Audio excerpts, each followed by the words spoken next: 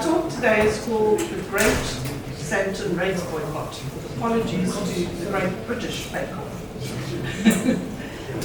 It's also the story of the entirely inevitable downfall of Johannesburg and the people who tried to prevent it.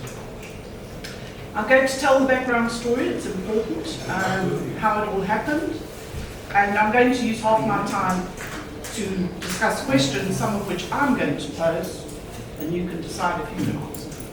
So in 1986, I called together my neighbours and started a ratepayers association in our area. We've got two guests here who were part of it. It was the beginning of quite a long and busy journey.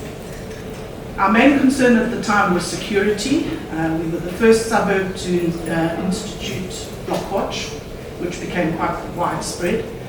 But it rapidly grew to encompass our concerns about development, and then of course the growing talk about a new dispensation.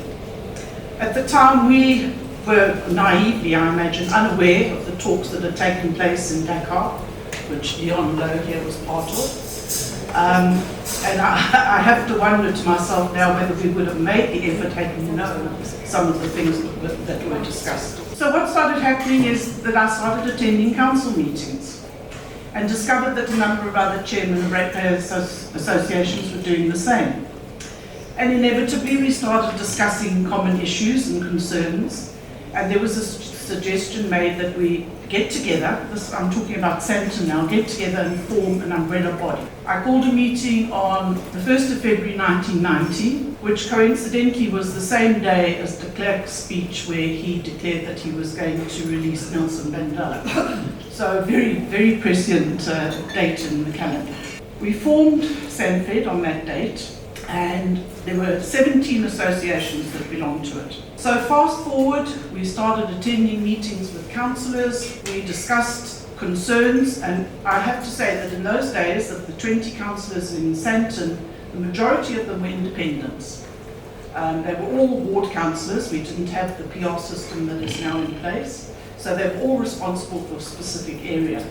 Slowly, or no, actually not slowly, rapidly we became more involved in the whole civic environment of Sandton.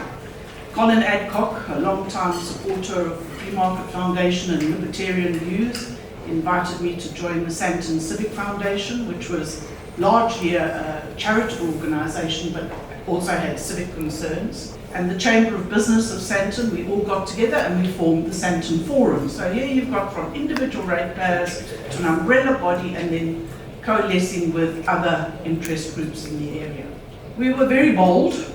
We decided we were going to take on each councillor, which we did. We invited each and every one of them to a one-on-one meeting. Well, it was us and they were the one, tackling them about their approach and decisions that they were making in council and if they were in the best interests of the residents.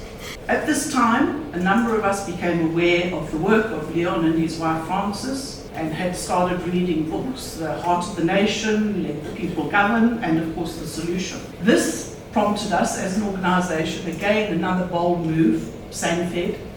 We actually put together a proposal for CODESA on the number of provinces that we thought would best serve the interests of South Africa.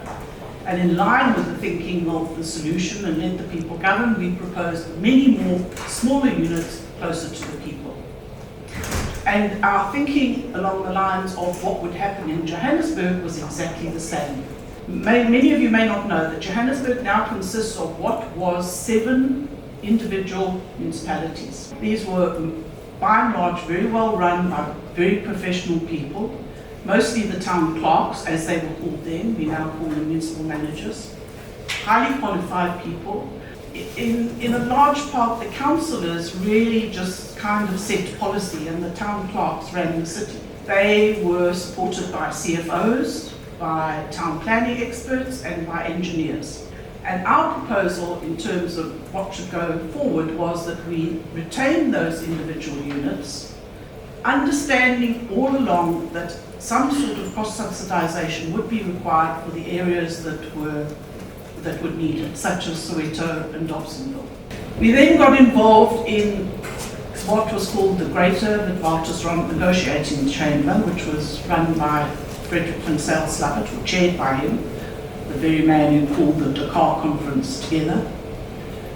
How he managed, managing a libertarian conference, how he managed 53 members in that chamber, I still don't know.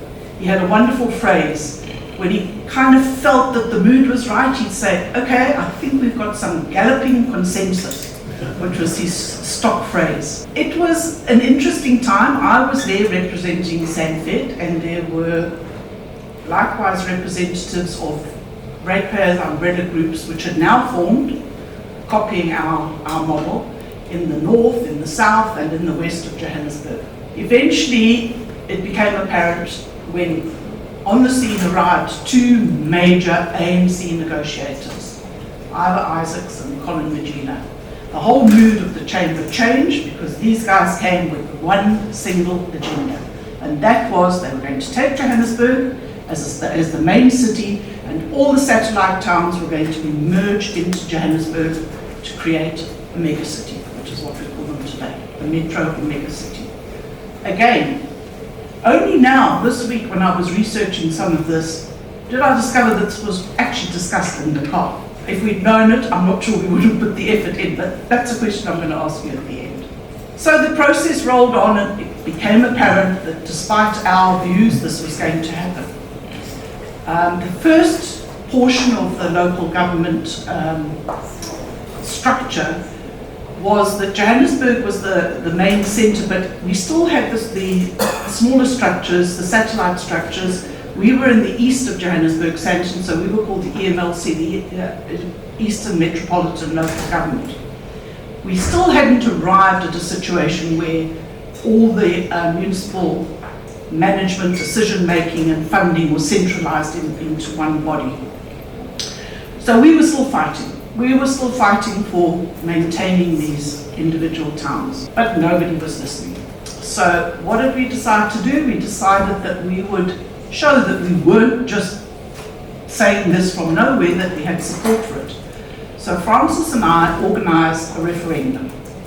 I'm not sure that anybody has done one to the same effect, and we must remember this is before the days of technology, and we had no easy way of doing it. It was good old-fashioned paper, ballot papers, distribution, collection and counting. We had the structures in place. This didn't happen in a vacuum. Everything was in place. We had the contacts, we had the network, we were able to move quickly and efficiently. So we drew up a question. Neither of us can remember exactly the question, but it was something along the lines, do you support a megacity for Johannesburg? We had all the chairmen of the various umbrella bodies. My house was referendum central. We had all the boxes ready, the ballot papers, the questions to distribute, which was all done through this network very efficiently. The date of the referendum was the 17th of September 1997. And the Daus, by the way, oversaw the count, so it was completely legitimate and impartial. Obviously, the overwhelming response to this referendum was, no, we don't want a megacity. But we do understand that some form of cross-subsidisation is going to be required in order to uplift the poorer areas. Well, of course, no notice was taken of that, and then within a short while, we had a situation where Johannesburg was starting to run out of money already, and they upped the rates. And the effect it had on Sandton residents was a 300% increase in actual rates. And the reason that happened, it's the way municipalities' finances are constructed, and anybody who wants to know more about that, please talk to my husband. He understands everything there is to know about municipal financing. Sandton homes were valued at real property prices, but the rand, rand amount that was the percentage of the rand that was paid was low. So by increasing, as they did in Johannesburg, that amount, the impact on these high-value houses was massive. It was 300%. And that's when discussion, civil disobedience that Bob wanted to hear about, kicked in. and everybody started talking about a rates boycott in Sandton. So Sandfed, which I was no longer actively a part of because I had become a councillor then, and obviously it was a residents' association, was still running really strong. Francis and I were ongoing consultants to the ratepayers because we all believed in the same future, which was small government. They decided to launch, they opened an account, a bank account, no FICA in those days, so it was fairly simple to do that. And they challenged the residents of Sandton to, instead of paying their rates to the local municipality, to pay it into this bank account, which they duly did. It was a very, very effective boycott. It actually worked, but again, as I say, we'd had numerous town hall meetings preceding this. There was a lot of trust established amongst the ratepayers as to who was representing them, and they felt that this was something that now might get noticed. It was ignored. That's the big question, and the one that's worth asking today. What was the point? Well, I think civil activism is very important. I think that it's been replaced today, as Leon mentioned earlier, by AI largely, which is that we've got a lot of keyboard warriors. I think we've lost that interaction with the people that can help us come to decisions and arrive at some sort of useful action. I know there are attempts at it. I think people have outsourced a lot of their civic responsibility. I think OTA is one of the organisations that seems to have stepped in.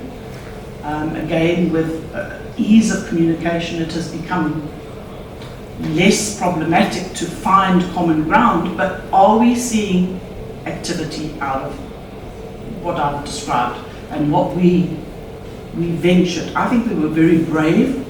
I think we expended a huge amount of energy and effort. It became all-consuming for many years without pay. It was pure volunteerism, which I don't think we see enough of today other than in charitable works, which of course is another issue. Yeah, I think raising awareness and informing people is not happening at the same level today. I think people are mostly uninformed, and they commit and they make proposals, and mostly it's negative without making any positive suggestions on what can be done. So, do you have a question on that? No, we don't. Okay. So yeah, I think, who has the mandate? How do you provide that mandate to individuals without that getting together and an understanding and building of that sense of togetherness of what you're trying to achieve? So yeah, so that comes to my question of how we could have avoided the inevitable.